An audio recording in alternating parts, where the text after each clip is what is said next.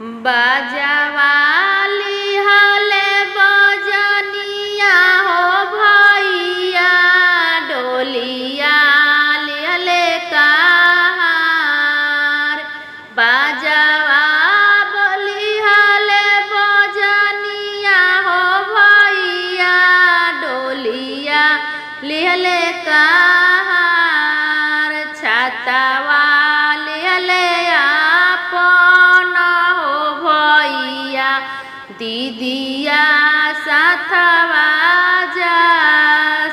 छातावा लिहले आपन हो भैया दीदिया साथवा जास। हंसते आइले बजनिया हो भैया हंसते आइले कहार। रोवते आइले आपन हो भैया दीदिया के साथ छूटल जास। रोवते आइले आपन हो भैया दीदिया के साथ छूटल जास।